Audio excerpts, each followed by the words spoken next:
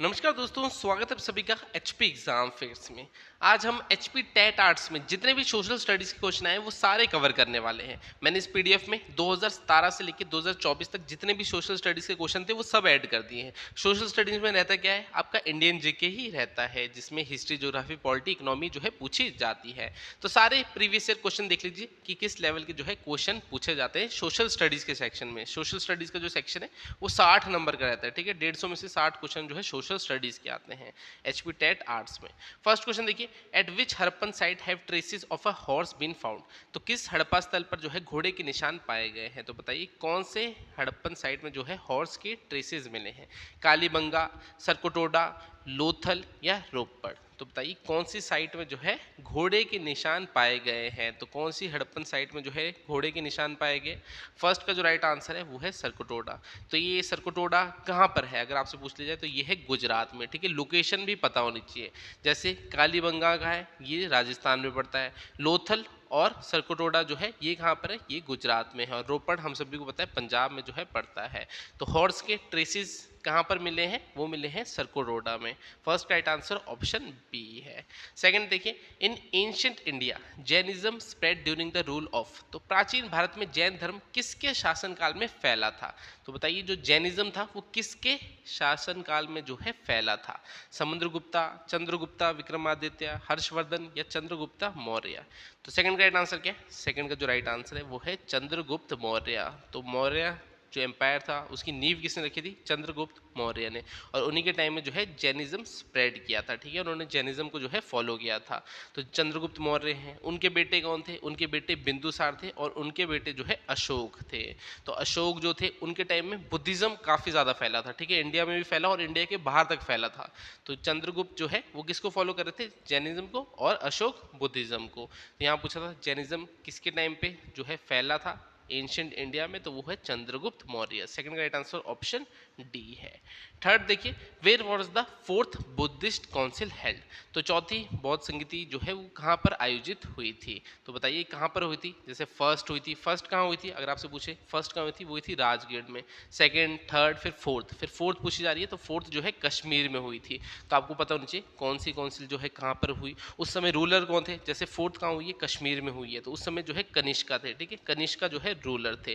Fourth Buddhist council में हुआ क्या, जो बुद्धिज्म था वो दो सेक्टर में डिवाइड हो गया, एक हिनियाना एक महायाना, ठीक है। दो सेक्टर में जो है डिवाइड हो गया था। तो पूरी हिस्ट्री पता होनी चाहिए, कहीं से भी जो है क्वेश्चन बन सकता है। अब आपका सोशल स्टडीज में क्या रहता है, हिस्ट्री, ठीक है। कंप्लीट हिस्ट्री हो गई, चाहे इंडस वैली सिविलाइजेशन हो गई, चाहे आपका जैनिज्म हो गया, बुद्धिज्म हो गया, ये एंशिएंट इंडिया में आता है। फिर मेडिवल इंडिया आता है, उसमें जो अकबर थे, जहांगीर थे, ठीक है, जो मुगल थे उनके बारे में आपको पढ़ना है। फिर मॉडर्न इंडिया आता है, उसमें ब्रिटिशर्स के बारे में आपको पढ़ना है, कौन कौन से जो है स्वतंत्रता आंदोलन हुए थे उनके बारे में। तो पूरी जो है हिस्ट्री पढ़नी है, कहीं से भी क्वेश्चन आ सकता है।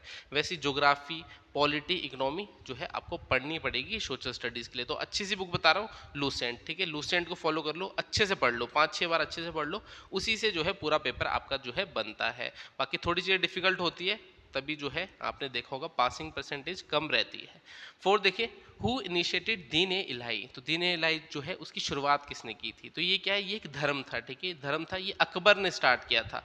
कब किया था अगर पूछ लिया जाए तो ये किया था 1582 में। तो 1582 में जो है अकबर ने एक नया धर्म स्टार्ट किया था जिसका नाम था दीन ए इलाही। फोर्थ का राइट आंसर ऑप्शन ए है। तो ये आपका जो है मेडिवल हिस्ट्री से क्वेश्चन आ रखा है। फिफ्थ देखिए, the Ghadar party was organised by. अब ये किसका है, ये है मॉडर्न हिस्ट्री का। तो गदर पार्टी जो है किसके द्वारा जो है स्थापित की गई है, आपसे यहाँ पर ये पूछा गया है। तो फिफ्थ का राइट आंसर क्या है, फिफ्थ का जो राइट आंसर है वो है लाला हरदयाल। तो लाला हरदयाल जो थे इन्होंने कब इस्टेब्लिश की थी, 1913 में यूएस में, ठीक है, यूनाइटेड स्टेट्स में जो है लाला हरदयाल ने गदर पार्टी को जो है फॉर्म किया था। क्यों किया गया था, क्योंकि आप सभी को पता है इंडिया में जो है ब्रिटिशर्स का राज था, ठीक है। तो वहाँ पर जो यूएस था और कनाडा था, वहाँ पर जो इंडियन इमिग्रेंट्स थे उन्होंने मिल के जो है ये एक पार्टी बनाई थी, ठीक है। तो वहाँ पर होता क्या था, वो आर्म्ड रिबेलियन से चाहते थे कि देश को जो है आज़ाद कराया जाए, ठीक है, शांति से नहीं, आर्म्ड रिबेलियन से, ठीक है। तो यहाँ पर जो है गदर पार्टी जो है किसके द्वारा स्थापित की गई थी, लाला हरदयाल द्वारा जो है स्थापित की थी 1913 में। अब यहाँ पर देखिए स्टडी मटेरियल के बारे में बता रखा है। अगर आप एचपी टेट आर्ट्स की तैयारी कर रहे हो तो आप हमसे स्टडी मटेरियल ले सकते हो। इस नंबर पे व्हाट्सएप करना 7018186561 पे, ठीक है। इसका स्क्रीनशॉट ले लेना और मुझे जो है इस नंबर पे व्हाट्सएप कर देना। मैं आपको पूरी डिटेल्स दे दूंगा टेट के स्टडी मटेरियल की। अब नवंबर में जो है एचपी टेट आर्ट्स होने वाला है और शायद लास्ट ही चांस है, क्योंकि इसके बाद कमीशन भी आने वाला है। तो जिसका टेट क्लियर नहीं हुआ शायद वो कमीशन नहीं दे पाएगा, और कमीशन आपको पता है काफ़ी लंबे टाइम बाद आ रहा है। तो इस बार जो है अपॉर्चुनिटी को मिस नहीं करना। नवंबर टेट जो है किसी भी हालत में क्लियर करना ही है। तो अगर स्टडी मटेरियल लेना होगा तो इस नंबर पर व्हाट्सएप कर देना, पूरा स्टडी मटेरियल मिलेगा जिसके बाहर कुछ भी देखने की जरूरत नहीं है। 6 देखिए, the Murrah breed is related with which animal. तो जो मुर्रा नस्ल है ये किससे संबंधित है? काऊ से, बफेलो से, डॉग से या शीप से? तो 6 का राइट आंसर क्या है? 6 का जो राइट आंसर है वो है बफेलो। तो मुर्रा ब्रीड जो है बफेलो से जो है संबंधित है, ठीक है। बफेलो की जो है ये एक ब्रीड है।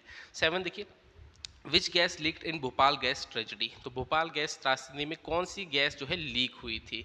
तो कौन सी गैस जो है लीक हुई थी? Carbon dioxide, nitrogen dioxide, methyl isocyanate. तो यहाँ राइट आंसर है मिथाइल आइसोसाइनेट।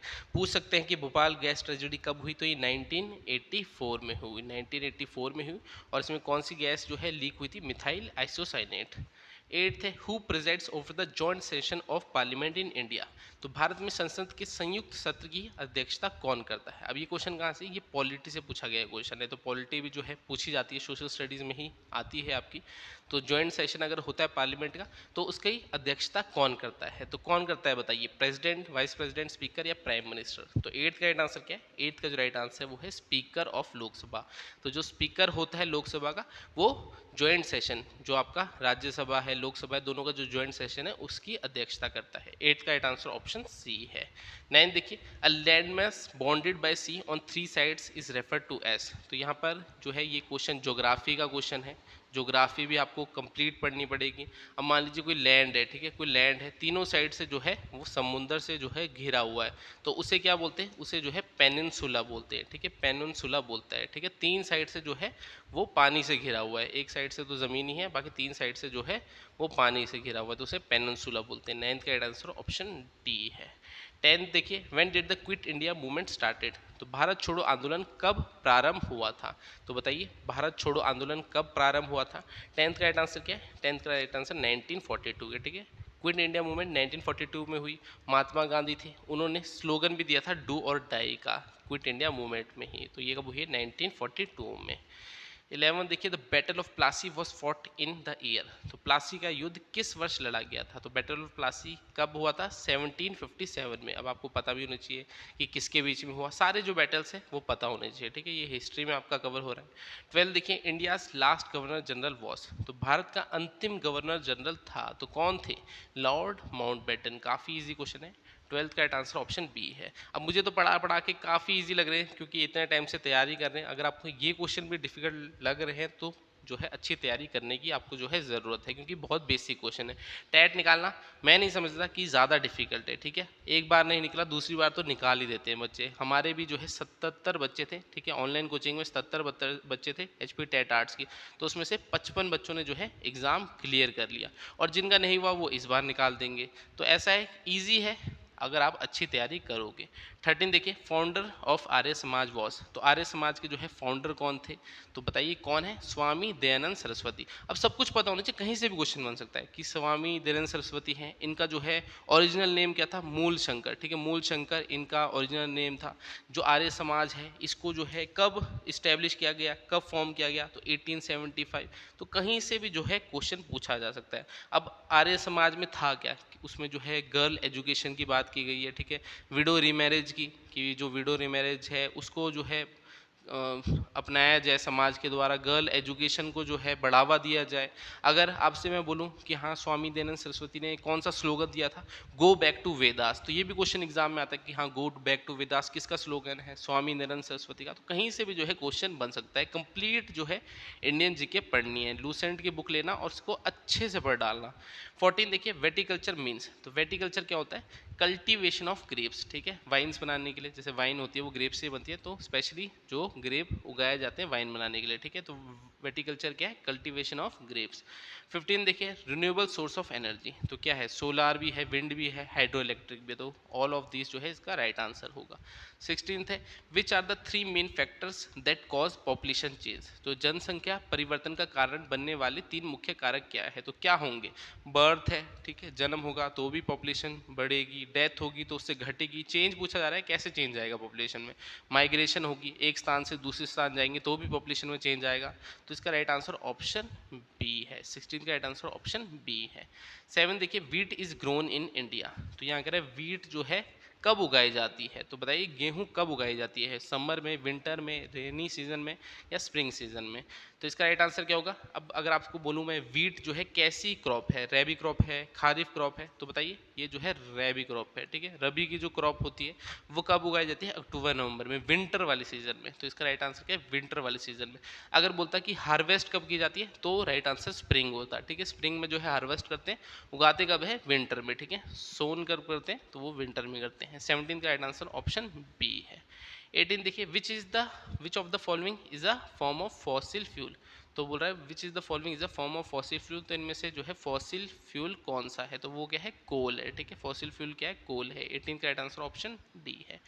19th है how many lists of subject are given in Indian constitution, तो भारतीय संविधान में विषयों की कितनी सूची है, तो बताइए कितनी है, एक स्टेट लिस्ट है, एक कॉन्करेंट लिस्ट है और एक यूनियन लिस्ट है। स्टेट में जो है स्टेट वाले लॉज बनाते हैं, यूनियन में जो है सेंट्रल बनाते हैं और कॉन्करेंट में दोनों बना सकते हैं, ठीक है, जो कॉन्करेंट लिस्ट में सब्जेक्ट होंगे। तो यहाँ पर जो राइट आंसर क्या है, 19 का जो राइट आंसर है वो है ऑप्शन सी, 3 जो है सब्जेक्ट्स हैं कॉन्स्टिट्यूशन में। 20 है what is the meaning of word tsunami, तो ये जैपनीज वर्ड है सुनामी, इसका मतलब क्या है, अर्थ क्या है, तो इसका जो राइट आंसर है वो है हार्बर वेव, ठीक है। कभी कभी डिफिकल्ट क्वेश्चन भी आ जाएंगे जो कभी भी नहीं पढ़े होंगे, तभी जो है आपकी यहाँ पर पासिंग परसेंटेज कम रहती है, ऐसे नहीं सारा कुछ जो है बुक से डाल देंगे, ठीक है। तो सुनामी जो जैपनीज वर्ड है इसका मतलब क्या है, हार्बर वेव। अगर आपने जो है HP टेट आर्ट्स का रिकॉर्डेड कोर्स लेना होगा, यानी लेक्चर्स देखने होंगे, ठीक है, हिमाचल जीके, इंग्लिश हो गया, साइकोलॉजी हो गया, पूरा इंडियन जीके, तो आप जो है ऐप से हमारा कोर्स ले सकते हैं। रिकॉर्डेड कोर्स है, यानी अगर जॉब भी कर रहे हो, कॉलेज जा रहे हो, तो आपके लिए जो है सबसे अच्छा कोर्स है, क्योंकि यहाँ पर आपको रिकॉर्डेड फॉर्म में चीज़ें मिलेगी, कभी भी देख सकते हो जब आपको टाइम लगे। स्टडी मटेरियल, टेस्ट से सब कुछ जो है इसमें इंक्लूडेड है। तो ये आपने कैसे अवेल करना है कोर्स, आपको जो है हमारा ऐप डाउनलोड करना पड़ेगा, ठीक है, HP एग्जाम फेयर, नीचे लिंक दे रखा होगा या फिर प्ले स्टोर में जाना है, HP एग्जाम फेयर लिखना, वहाँ ऐप मिल जाएगा और वहाँ पर HP टेट आर्ट्स का जो है कोर्स बना हुआ है।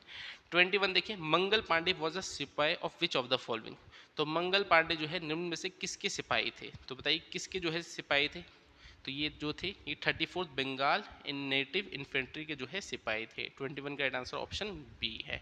22 है when did Dandi March started on, तो दांडी मार्च जो थी उसका प्रारंभ कब हुआ था, स्टार्ट कब हुई थी, तो स्टार्ट कब हुई थी दांडी मार्च, बताइए। इसका जो राइट आंसर है वो है ऑप्शन बी 12 मार्च 1930 को, ठीक है, महात्मा गांधी ने जो है स्टार्ट की थी।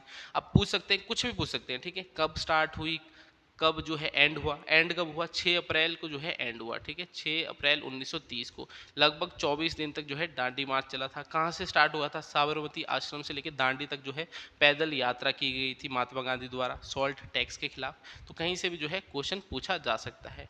23 देखिए how many years continue living abroad ends the citizenship of India, तो कितने वर्षों तक विदेश में रहने से भारत की नागरिकता समाप्त हो जाती है, तो इसका जो राइट आंसर है वो क्या होगा, नन ऑफ दिस, ठीक है। इसको चेक कर लेना, 7 ईयर्स होगा या फिर ऐसा कोई होगा ही नहीं कि हाँ कितने ईयर्स हैं, ठीक है, या तो 7 ईयर्स है या तो ईयर्स का कुछ होगा ही नहीं कि हाँ कितने भी ईयर रह लो, ऐसे एंड नहीं होती जब तक खुद बंदा ना छोड़े, ठीक है, दोनों में से एक होगा, इसे एक बार जो है आपने चेक कर देना है। 24 देखिए who was the chairman of the Indian National Congress in 15 August 1947, तो 15 अगस्त 1947 को भारतीय राष्ट्रीय कांग्रेस के जो है अध्यक्ष कौन थे, तो कौन थे। 24 का जो राइट आंसर है वो है JP कृपलानी, तो JP कृपलानी जो थे ये इंडियन नेशनल कांग्रेस के जो है अध्यक्ष थे 15 अगस्त 1947 जब जो है देश आज़ाद हुआ था। 25 का क्वेश्चन क्या है, who was the custodian of Indian constitution from the following, तो निम्नलिखित में से भारतीय संविधान का संरक्षक कौन है, तो कौन है, प्रेसिडेंट है, prime minister, secretary of Lok Sabha या सुप्रीम कोर्ट? तो इसका राइट आंसर है सुप्रीम कोर्ट। ठीक है, सुप्रीम कोर्ट के पास एक पावर होती है जुडिशियल रिव्यू। ठीक है, जुडिशियल रिव्यू की, मान लीजिए कोई सिटीजन है, उसके फंडामेंटल राइट्स का जो है हनन होता है, तो वो जुडिशियल रिव्यू के तहत जो है सुप्रीम कोर्ट उस जो भी लॉ है उसको नल एंड वॉइड जो है घोषित कर सकता है अगर किसी सिटीजन का जो है फंडामेंटल राइट जो है उससे छिन रहा हो। तो 25 का राइट आंसर। कस्टोडियन कौन है, संरक्षण कौन है? तो वो है सुप्रीम कोर्ट ऑफ इंडिया। ठीक है, तो भारतीय संविधान का संरक्षण कौन है? Supreme court of India. 26 देखिए, Lok Sabha speaker addresses his her resignation to whom among the following. तो लोकसभा का जो अध्यक्ष है वो अपना इस्तीफा किसको देता है? तो बताइए किसको देगा? तो वो डिप्टी स्पीकर को देगा। ठीक है, तो डिप्टी स्पीकर को जो है लोकसभा का स्पीकर अपना रेजिग्नेशन देगा। अगर पद छोड़ना चाहता है तो अपना रेजिग्नेशन जो है डिप्टी स्पीकर को दिया जाता है। द वर्ड रैथ मीन्स, तो जो वर्ड रैत है इसका मतलब क्या है? A farmer. ठीक है, फार्मर के लिए जो है रैत वर्ड जो है यूज किया गया है। 28 देखिए, व्हाट इज फेमा? तो फेमा की जो है फुल फॉर्म पूछ रहा है, क्या है? Foreign exchange management act. तो 28 का राइट आंसर ऑप्शन सी होगा, foreign exchange management act. FEMA की फुल फॉर्म क्या है? Foreign exchange management act. 29 है, नेम द इंडिया। तो यहाँ होगा name the Indian who won Nobel prize 2014 for peace. तो ये सारे जो है कंप्यूटर से टाइप के होते हैं, तो यहाँ थोड़ी जो है टाइपिंग मिस्टेक हो जाती है। तो यहाँ बोल रहा है कौन सा भारतीय है जिसने 2014 में नोबेल शांति पुरस्कार जीता है? तो किसने जीता था? कौन से इंडियन ने? कैलाश सत्यार्थी। तो कौन से इंडियन ने 2014 में जो है नोबेल पीस प्राइज जीता? कैलाश सत्यार्थी ने जो है जीता था। 30 देखिए, who served as viceroy in India during British rule. तो ब्रिटिश शासन के दौरान जो है भारत के वॉइसरॉय के रूप में किसने कार्य किया था? अब देखिए बाकी क्या है, गवर्नर जनरल, जैसे लॉर्ड माउंटबेटन हमने देखा लास्ट गवर्नर जनरल थे, वॉरेन हेस्टिंग भी गवर्नर जनरल हो गए, लॉर्ड डलहौजी भी। तो इसमें जो राइट आंसर है वो क्या होगा? वॉइसरॉय। ठीक है, वॉइसरॉय जो है इसका राइट आंसर है। सॉरी, वॉइसरॉय नहीं, लॉर्ड रिपन। लॉर्ड रिपन जो है इसका राइट आंसर है। ठीक है, वॉइसरॉय कौन थे? लॉर्ड रिपन थे। तो 30 का राइट आंसर क्या है? 30 का राइट आंसर ऑप्शन सी है। तो इस पीडीएफ में सारे ही जो है क्वेश्चन दे रखे हैं, आप देख सकते हैं आंसर भी विथ यहाँ पर आपको दे रखे हैं। तो लगभग 300-400 क्वेश्चन होंगे जितने भी पिछले 7-8 साल में जो है पूछे गए हैं। तो अगर आपको ये पीडीएफ चाहिए होगी, आपने क्या करना है? Join our Telegram channel. नीचे टेलीग्राम चैनल का लिंक दे रखा है, उसे ज्वाइन कर लेना। आज वीडियो बना रहा हूँ, तो वीडियो आज बना रहा हूँ तो आज इस पीडीएफ को जो है मैं अपलोड कर दूंगा। तो आपने टेलीग्राम में जाना है और आपको जो है ये पीडीएफ मिल जाएगी। आज डेट क्या है? 28 सितंबर। ठीक है, 28 सितंबर को जो है वीडियो बना रहा हूँ, तो मान लीजिए बाद में भी देखते हो तो टेलीग्राम को ज्वाइन करना, 28 सितंबर में जाना, ये पीडीएफ आपको पूरी मिल जाएगी। सारे क्वेश्चंस को खुद अटेम्प्ट करना और देखना कि आप कितने क्वेश्चन कर पा रहे हो। ये आज तक आए सारे क्वेश्चन है, आपको खुद अपनी तैयारी का जो है आइडिया लग जाएगा। बाकी अगर ये क्वेश्चन भी नहीं कर पा रहे तो काफ़ी बेसिक क्वेश्चन है, आपको जो है कोचिंग की ज़रूरत है, आपकी जो है स्टार्टिंग है, क्योंकि इतने इजी चीज़ अगर नहीं कर पा रहे तो जो है चीज़ें मुश्किल हो जाती है। तो हमने जो है JBT TET, medical TET, arts TET, non medical TET सबके लाइव बैचेज चला रखे हैं। इस नंबर पर व्हाट्सएप कर देना 7018186561 में। आपको जो है डेली 5 घंटे लाइव क्लास मिलेगी। सारे सब्जेक्ट रहेंगे, चाहे साइकोलॉजी है, इंडियन जीके, हिमाचल जीके, हर एक सब्जेक्ट की जो है लाइव क्लास होगी। वो डेली रिकॉर्डेड मिलेगी। सारा स्टडी मटेरियल हम देंगे, टेस्ट सीरीज हम देंगे, प्रीवियस ईयर पेपर देंगे, सब कुछ देंगे ताकि जो है आप इस बार अपना टेट का एग्जाम इजीली निकाल पाओ। तो इस नंबर पे जो है ऑनलाइन कोचिंग लिख देना, जिस भी एग्जाम की तैयारी कर रहे हो, जैसे एचपी टेट आर्ट्स की कर रहे हो, आगे ऑनलाइन कोचिंग लिखना और व्हाट्सएप कर देना, मैं आपको जो है डिटेल्स दे दूंगा। बाकी पीडीएफ कहाँ मिलेगी? हमारे टेलीग्राम चैनल पे नीचे जो है डिस्क्रिप्शन में लिंक दे रखा है। 27-28 हज़ार बच्चे वहाँ जुड़े हुए हैं, तो वो ऑलरेडी बेनिफिट उठा रहे हैं जो कंटेंट हम प्रोवाइड कर रहे हैं। तो आप भी जो है उसमें जुड़ जाना, आपको जो है आज ये पीडीएफ मिल जाएगी। तो डेट भी मैंने बता दी है कब अपलोड करूँगा, 28 सितंबर, जो आज मैं वीडियो बना रहा हूँ तो आज ही अपलोड कर दूंगा। और आपने जो है अगर बाद में देख रहे हो तो 28 सितंबर में जाना, ये पीडीएफ मिल जाएगी और पूरी जो है आपने सॉल्व करनी है, आपको जो है एग्ज़ाम के लेवल का आइडिया लग जाएगा।